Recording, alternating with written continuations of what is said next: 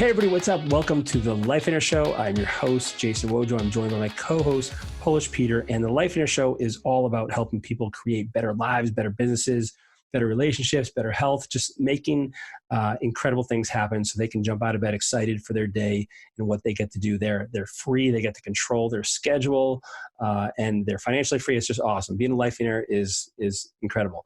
And so, Peter, how are you doing today, buddy?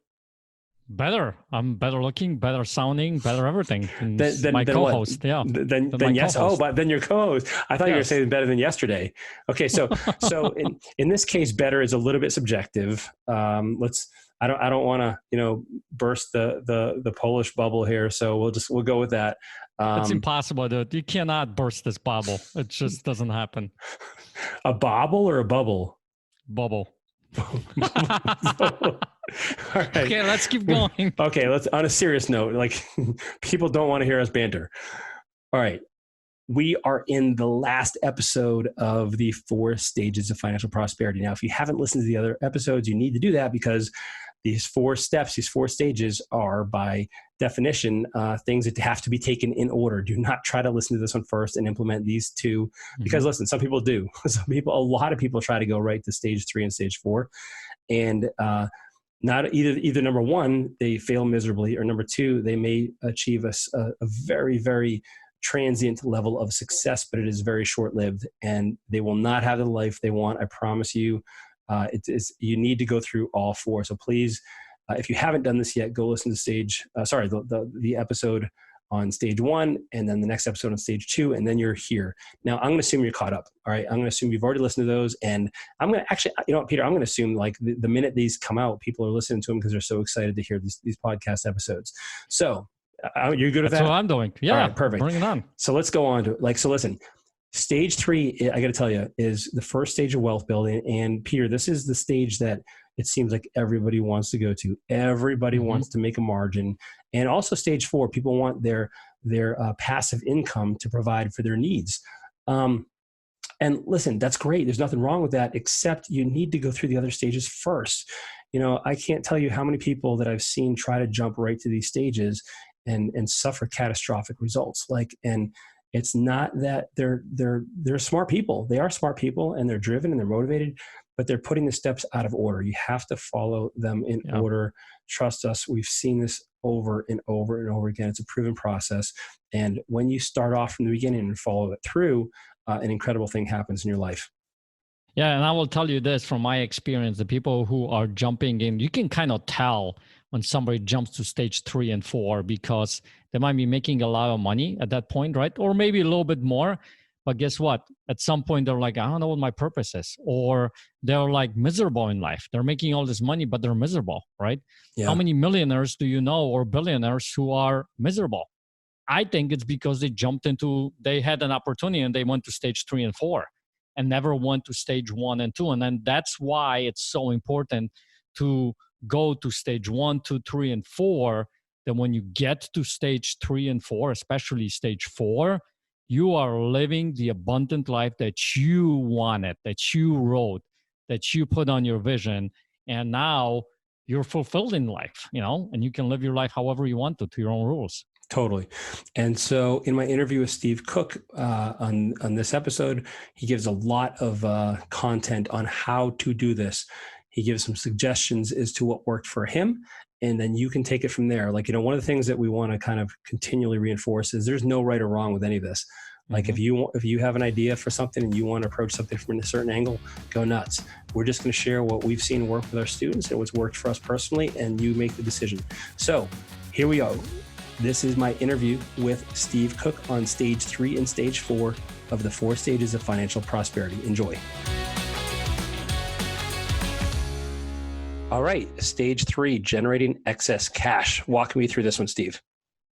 All right, so once we have come through stage 2, and we say that is the must-win stage. If you keep life simple, it is a whole lot easier to get through stage 2, so we can get to the actual wealth building. I mean, this is what people would consider to be the exciting part. They want to get to that wealth building stage.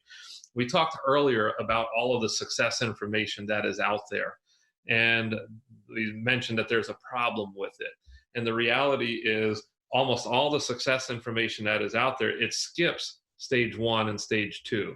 It certainly skips stage 1. There's no foundation in place. The why is, and the how we need to build our business and everything in order to serve the life we want to live is missing. There is no emphasis put into just meeting your needs so that you can actually begin to start doing these wealth building activities or generating excess, which is where we're going to be in stage 3. So most of the success information that you see out there actually just skips to stage 3. It is not taking into consideration all the important foundational things that need to be in place before you can really focus on wealth. So I want to just qualify something. A lot of that success information, I don't want to say that it's bad. I don't want to say that it's wrong. I just want to say it's brought into our life at the wrong place. And if you have put these other 2 foundational things into place, then stage 3 begins to work for you. And stage 3 is when we start to make excess over and above our needs. And so if we want to become prosperous, we do at some point or another need to start having some extra. And there's many different ways that we can get there. We can get there by cutting our expenses. We already have maybe a fixed income and cutting our expenses so that there is a little bit of extra. Or we can work overtime, or we can begin to do, maybe sell some of our stuff or clutter that we've accumulated to generate some excess cash. We might build a different business on the side. There's all different ways that we can generate excess cash. There isn't a formula or a right or wrong way that this has to be done. There's many different ways that we can approach it. And we're not here to tell you, hey, here's the way that you have to do it. But for me, it's through flipping houses. Flipping houses is the way that I approach that. I'm an opportunist. I like to do things, buy things cheap, fix it up, make it nicer, sell it for more, make a premium on it, and make a chunk of cash. And so for me, I haven't found a better way, but there's also an area where I have expertise in. We have met and we have come across other people who do it in many different ways. I know somebody who does it with jet skis. He's an expert when it comes to jet skis. So he goes out and he buys broken down jet skis and he fixes them up and then he sells them. For those of you who are listening to this right now, you're like, well, I don't have the ability to fix anything. I get that. I don't have the ability to fix houses. You don't want me to fix a house. But, there's all different ways. Some people do it with crafts. Some people just work extra hours, or they begin to, if you're self-employed, maybe raise your rates so that you can make more than what you were making in the past. There's all different ways to do it. So I don't want anybody to get too hung up on that. But what I want you to understand is the principles in here right now. Stage 3 is about making extra cash over and above your needs. Now, you can do whatever you want to do with that cash. You can use that cash and save it. You can pay down debts. You can give it away charitably. You can go ahead and blow it on vacations and things like that if you want to. It's extra money. It's not what's going toward your lifestyle. One of the things that we recommend that you do with it is that you would invest it into stage 4. And I mentioned earlier that stage 4 is investing into income producing assets. I'm going to talk more about that here in a bit. But there is one thing that we don't want you to do with your stage 3 income. And that is to increase your lifestyle with your stage 3 income. Because if you use your stage 3 income to start bringing other things into your life that you're going to become responsible for, have to maintain, have to take care of, or have payments on, or something like that, it's only going to complicate stage 2. And as you're complicating stage 2, you're making it more difficult to win in stage 2, and therefore you're moving backwards rather than moving forwards. You want to let stage 2, you want that to keep that simple, and so that you can consistently win in that stage. Then you start to focus on stage 3, generate excess. You see, back when my lifestyle was complicated, I would sit there and flip a house and maybe make $30,000, $40,000, or $50,000. But the moment that money came into this hand, I was just passing it along to somebody else. I got to briefly see that money, and it was very brief. It was a very short period of time. Today, when I flip a house, I can say, wow, what do I do with all this money? I can do whatever I want to do with it because I don't owe anybody anything. And so, my paydays today, I get to keep. And so there's a big difference between that. So the excess that I make today, I end up just accumulating it and then investing it into income producing assets that generate even more for me. And so Stage 3 is that earning of excess. Mm-hmm. We recommend, you can do whatever you want to do with it. You can use it for debt pay down and things like that to help make stage 2 even easier. But we and ultimately recommend that the plan is to help that take you into stage 4 and maintaining a simple stage 2 the whole time. So, Steve, what do you say to somebody? So, I'm envisioning somebody right now who maybe is working a lot already. They have substantial needs. They've created a kind of a complex life. They're working on reducing that, and they're really trying to cut their needs and their expenses. And yet they've created their vision, and their vision says like, "Hey, I spend a lot of time with family, or whatever." They have this freedom, right? They have this vision of freedom, and yet they're seeing stage 3 where they're like, "Okay, how am I going to make extra money?" Yes, I'm still working on reducing my expenses and simplifying my life, but and I kind of have an idea of what you might say here, but like if they're thinking to themselves, should I work more now in the short term to start getting ahead towards stage 3, or am I compromising my vision because I said this other stuff over here is more important to me? I want to spend time with my family. How do you advise somebody like that? Like, it seems like it could easily kind of be confusing for someone. Well, and it can, and there isn't a right or wrong answer. You know, I always tell people it depends, and I really need to see what somebody's vision is in order to begin to make things happen. But I do want to share this. We had students that I was coaching who were working, and I'm not kidding when I tell you this, 8 a.m. to midnight, 7 days a week. And they were working that pace 7 days a week because the lifestyle and the problems that they've created in their life sort of mandated that they work that much. Now, they wanted to live life differently. They wanted things to change, and they didn't know how in the world they could possibly do it. And one of the things that I had required of them, I basically mandated that they do this. And I said, if you can't do this, then we're not going to coach you anymore. And they wanted to be coached. I said, we don't even want to see your face anymore if you don't have the integrity enough to do this. But I basically told them that I wanted them to stop working from 8 to midnight, and they could work from 8 to 8, which was still ridiculous, and that they had to take Sundays off. My initial thing was I told them they had to work 8 to 5, and I was told by others that was too harsh to make them go that much. But I said, all right, here's the deal. 8 to 8, you have to have dinner together, and you can do that 6 days a week. You are not allowed to work Sundays. And I said, if you can't do that, then you don't belong here. We're not coaching you anymore. And the interesting thing was they couldn't even dream. They didn't even know what they wanted because they were so busy working. And what we had to do with them first was to create some margin. We had to give them some space to be able to dream and to be able to start to come up with a vision for their life. And that created just enough space for them to be able to start dreaming again.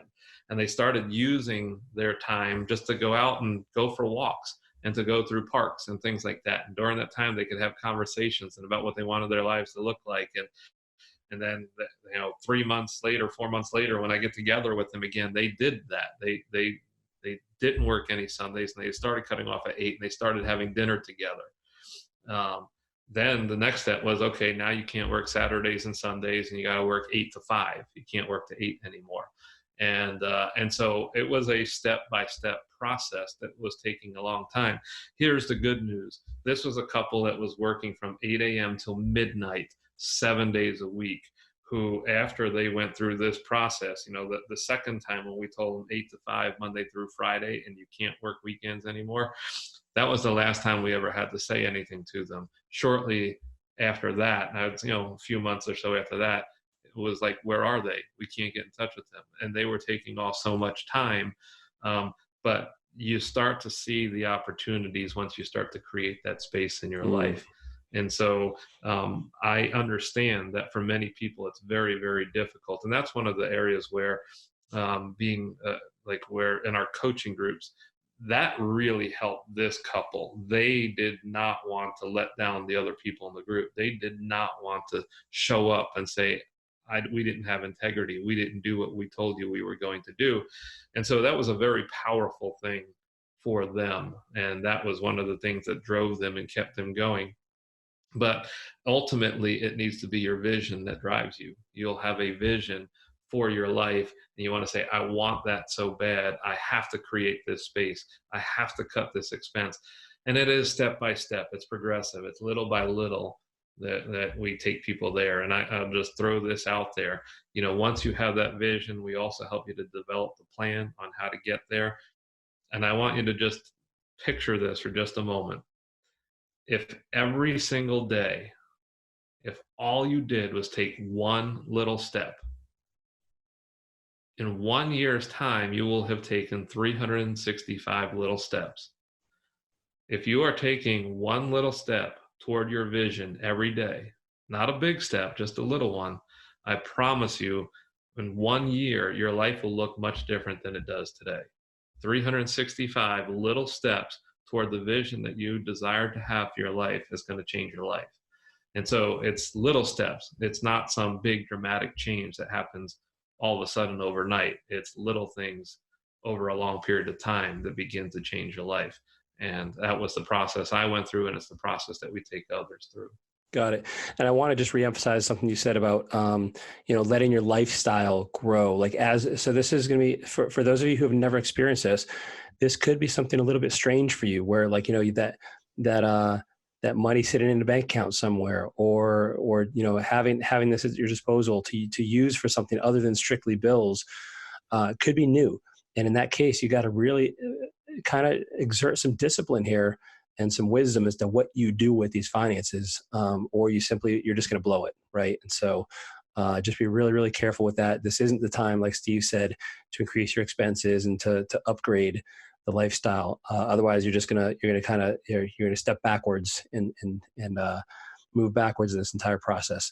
Yep. Good for stage 3? Yep. All right. So stage 4, this is where I think, eventually everybody wants to be here. Yet so few people get here. Tell us about stage 4. Well, stage 4 is basically when you begin to start having your money and your assets working for you. And, I have worked with and coached for many, many years a lot of people who make pretty good money. They earn a good income. But one of the things that I discovered a long time ago, especially as a real estate investor and being in that world, that there's many people in the real estate investing world who make a lot of money, but they don't have wealth. And this is the stage that they're missing. They just know how to make a lot of money. And just like most people, they spend it all. And they have a very complicated lifestyle. And their life is up and down as the money is made and lost. And but the key is, what I teach people is to begin to create this stage 4 income and to begin to start creating a wealth plan where they can begin to invest their money in ways that it starts to work for them. And so that can be done all different ways. And I highly recommend that you invest into free and clear income producing assets. Now, the thing that I caution people with here is not to create another business. Some people want to start investing their money where they're fully in control of their money, and it becomes another business that they're responsible for. And now they're working a whole lot more because they have one career or business that they're earning income with for stage 2, and they're now creating something else in stage 4, and all the freedom that they hope to get, they're not getting. You want stage 4 to be as passive as it can possibly be, because it's ultimately the thing that's going to set you free. Your stage 4 income can begin to replace your stage 2 income so that you can work less. Stage 4 income is the best income to increase your lifestyle with. Let your assets pay for the lifestyle that you want to live, rather than you working for those things. Let the things that you've already put in place begin to pay for it for you. And so I want to just throw a few things out there, because I don't want people to get too bogged down with this and to think, well, how do I ever get there? Because if you knew my plan is very intimidating for some people. My plan is to put one new free and clear income producing house into my portfolio every year. I have actually transitioned a little bit toward putting some commercial properties into my portfolio. But when you sit here and you think about that, for many, that can be very intimidating to say, I can't come up with enough money every single year to buy another house. There's a couple of things. First of all, if you're debt free, it's a whole lot easier than you think to save up that kind of money.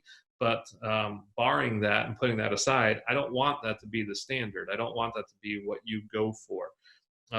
We had a student who was extremely creative, who did not have large chunks of money to work with like that, but instead they had little tiny bits of money here and there that they could work with, but they were being creative. And what they did was they would go onto Craigslist and they would buy musical instruments. They were actually buying the kinds of musical instruments that would be used in a high school: trumpets and trombones and violins and clarinets and saxophones, and the things that a high school band would use, typically the kinds of instruments that kids would go out and rent. Musical instruments can be very expensive. They can be bought used for cheap, but they can run a couple of thousands of dollars, and most parents don't want to go make that investment and buy a $2,000 or $3,000 instrument for their child, so they rent them. And so this person was going on buying instruments for $100, $200, $300 on Craigslist, and then renting those out for $25 a month, or better yet, $250 or $300 for the school year. Sometimes their first year rent paid for the instrument. And so if they could go out and they would just buy instruments whenever they could, once a year, they would rent out those instruments. They'd have parents signing rental agreements with them, and they would just collect the payments for the use of that instrument over the course of the year. Next, they'd get them back. Next year, they would do it all over again. Well, they ended up building this up and having just a little bit of money at a time that was working for them. I advise many people, hey, listen, you don't have the time to do those kinds of things. You're not able to save up big money to buy houses. Get together with a financial person, $50 a month, $100 a month, $500 a month, whatever it is. Just consistently be putting it away into investments that are completely passive, like stocks or something like that. I'm not making a recommendation to go into the stock market, but that might be the right thing for some of you. For the record, I'm in stocks, I'm in real estate, I have investments in different areas. But the point that I'm trying to make is that you need to be disciplined to start taking your excess cash and investing it into things that will earn you income while you sleep. That your assets now work for you. Your money works for you instead of you working for money. And so you have already put the time and the effort in. Now that time and effort that you have generated excess cash with can now be put to work. So it frees you up in stage 2. And there's nothing that's more beautiful than when you have put together enough of a portfolio in stage 4. And it starts small. It doesn't have to be big. Don't sit there and keep putting it off. You do little things now so that they end up snowballing into much bigger things. But when stage 4 all of a sudden is making enough money to provide for your simple life in stage 2, we have people who they continue and choose to live a very simple life on, say, $30,000 a year. It is not difficult for them to create income of $30,000 a year with stage 4 investments. We have one couple who is just fascinating in the way that they have chosen to live their life. They've decided to keep it very simple. They are traveling all the time. They've kept their lifestyle simple, but it didn't take much for them to be able to quit their jobs and to live the life that they wanted to live. And without going into all of the details, it didn't take a whole lot of work to build that up. And they knew that they wanted that freedom. They wanted freedom from their jobs more than anything. And so they kept their life so simple that their investments would pay for that. Now, they can continue to invest into those investments and build that up so it generates more for them. And then they can increase their lifestyle, but they live 100% off of the income that they are generating in their stage 4 and at a very young age at that. So there isn't a right or wrong answer as to how you do it. It is going to be different for everyone, but when you have a clear vision, it helps you to make the right decisions as to what types of things you want to do, how much you want to put away in order to develop an investment plan that will serve the lifestyle that you want to live. So it is the part that sets you free. So a few things I want to unpack here. First of all, I really want to highlight the reason why someone can't skip to stage 4 is because, especially if it's in your vision to have a debt-free asset, or you need that cash. And the only way you're going to make that cash is by working with your own sweat, toil, labor, energy, effort. and then you'll generate the excess through that process. Now you're in stage 3, then you get to stage 4, you graduate to stage 4. So many people try to go out and buy rental properties that are leveraged, and they have no savings for no capital expenditures account, and they can't afford, a missed mortgage payment. And this is the approach we see so many people try and then fail miserably at, is because it doesn't work very often. All it takes is one slight perturbation to the process, one hit, and then the whole thing comes crumbling down. It's a house of cards. When you're building on debt, all it takes is a personal, or right now we have some global stuff going on that is going to impact someone's ability to service that debt. And this is why we strongly encourage doing something debt-free, income producing assets that are debt-free. And so Steve, I want to clarify too, you said, and you said this, but I just wanted to make sure I understood correctly. You said everyone's different. So you mentioned the musical instruments couple. That's kind of a little bit of a business. Like, it's not completely hands off, but everybody has to decide for themselves what this looks like. But the biggest thing really is to try to make this debt free and have some sort of, and I guess even if we're talking about stocks or ETFs or whatever, exchange funds, there's still some work involved. Like, every investment requires a little bit of work. Even if you're going to lend money to people, you have to screen them, do your due diligence, things like that. And so it's not that this is magical money that appears with zero effort. That's not it. But I think the key here is that now the leverage is the money rather than your effort, and that balance shifts in favor of your asset versus your time. And that's the big thing here I want everyone to grab, is now you have opened up some time for your life, because now that income coming from that stage 4 asset is replacing what you need to personally work for. So let's just play through this for super quick math. I am not a math. My PhD is not in math. So you say you need $4,000 a month. You have $1,000 a month coming in through your stage 4. And now that reduces by $1,000 what you personally need to make through your own efforts. And so now maybe you have to make 3,000 versus 4,000. Now, does that open options for you? Could you work less? Could you take a different position? Could you take a different job if you wanted to? I guess what we're doing is creating options here. Is that accurate?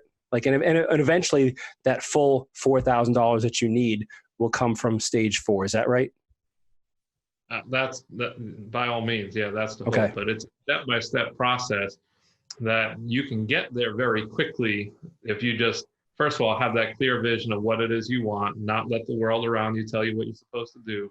Keep life simple in stage 2 so you can win there, start generating excess, and then begin putting that money to work for you. It's actually a very simple process, and we're the ones who complicate it. Right. And we complicate it because we choose to live the way the world tells us that we're supposed to live.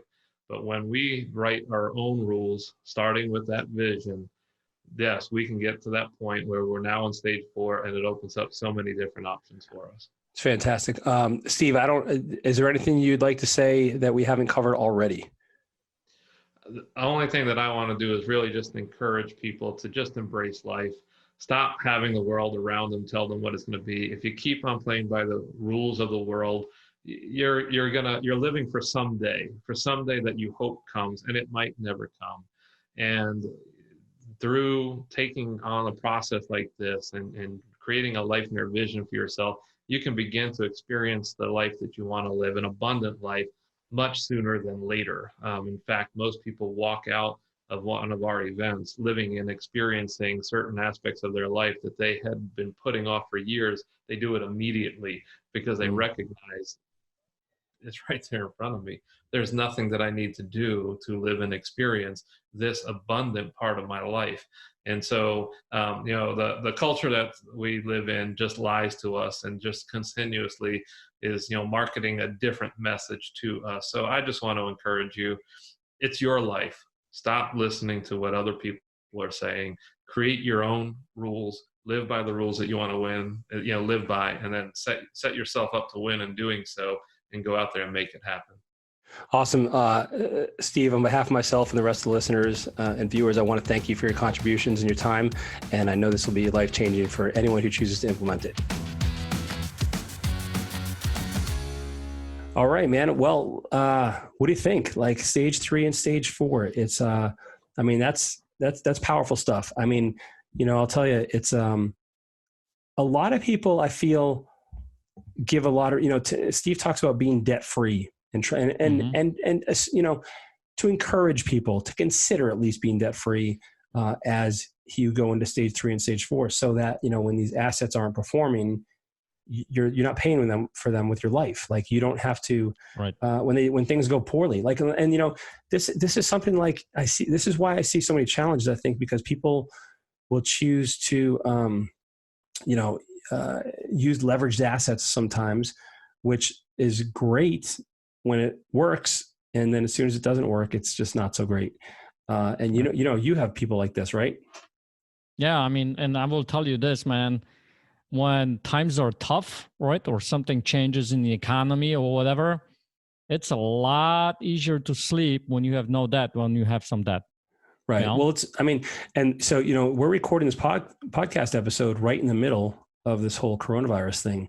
And so right now we are seeing people that are really sweating it, that, they've taken on highly leveraged assets. And like I said, if you're comfortable with that and you're okay with the what comes along with that, more power to you. But for more people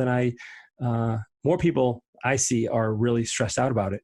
People that are maybe they have Airbnbs and they took out a high leverage, and now Airbnbs are shut down right now, and so they're not making money on that, or rental portfolios that are highly leveraged, and all of a sudden their tenants are out of work because they're prohibited from going to their workplace, and so they don't have money for rent, and so now they're stuck with the bag. And there might be maybe there's going to be some government bailout, and we don't know what that looks like yet, but still it's still adding stress to your life. Conversely, right. How many Lifeonaires do we know that have debt-free portfolios? That it would suck if the tenant wasn't able to pay the rent. And by the way, I'm just talking about rentals because it's an easy example, but this follows for any kind of business. It would suck if the tenants didn't pay, but there's nowhere near. I mean, you don't have a mortgage payment to make, right? And so that just makes it a whole lot easier and less stressful. And so this stuff really works. And I know it's a snowball. I know it takes more time, right? But man, it's pretty incredible when it does happen. Right. And then just look at it from this point of view.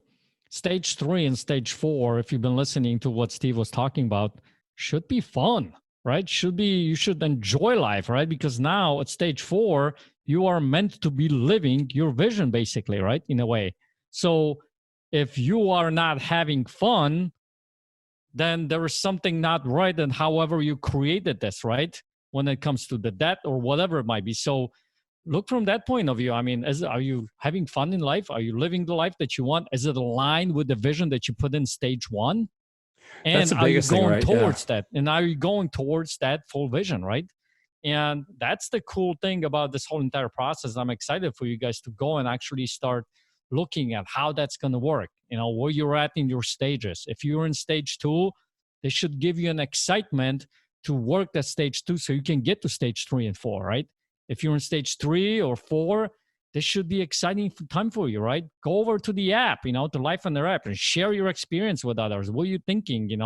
Maybe somebody's going to be there to help you, come with some ideas, some creative ideas to make investments or whatever it might be. So this is a really cool, this is one of my favorite things is obviously stage 4 is the thing to go to. Man, yeah, it's awesome when you're when your assets are providing all of the income you need for your needs. I mean, the freedom that comes along with that, of getting to work versus having to work. I mean, we've had people that have quit their jobs when they get to stage 4, and all of their income is coming from stage 4. We've had people stay at their jobs too, but it feels very different to them because now they get to do it versus have to do it. There's all kinds of things here but I guess in the end, it just opens up options. And it's such an incredible thing to say. Now, I will say this, Steve alluded to this as well. Like if all of your income is coming from stage 4, some of you may think that you may think that you're going to retire on a beach somewhere and kick your toes up in the sand and drink margaritas until your end days. And I'll tell you that doesn't happen for most people, because we're supposed to work. And when we can find work that we find fulfilling and enjoyable, it can be a huge part of our life. We can find some purpose there. Now some of you may be able to retire on the beach for longer than others, or whatever it is you're doing, right? And maybe you're in the Alps or something. But when we get to work, I guess the point I want to make is when we get to work versus have to work, it's incredibly freeing. Yep. And I love it. I love that part. So yeah, go start implementing this stuff. Yeah. Go start implementing those stages. If you have any questions, go on the app, reach out, man. I'm on the app. Wojo is on the app. Steve is on the app. We can, between the three of us, we can give you some wealth of information, answer some questions, let alone the few hundred people on at this particular time that's on there that can actually give you some input and stuff like that. Yeah. What Peter's talking about is the Lifeonaire app. You can download it from your Apple iTunes store or the Android store, or go to lifeonaire.com if you want to get the desktop version, if that's your preference and you want to do that. As always, we are very grateful for you listening and tuning in. We have an incredible amount of appreciation for you taking the time out of your day to listen to this, and we hope that we provide all the value and then some that you're looking for. If you've enjoyed this, please leave us a review wherever you've gotten this episode, wherever you listened, and we will catch you on the next episode. Be blessed. Take care.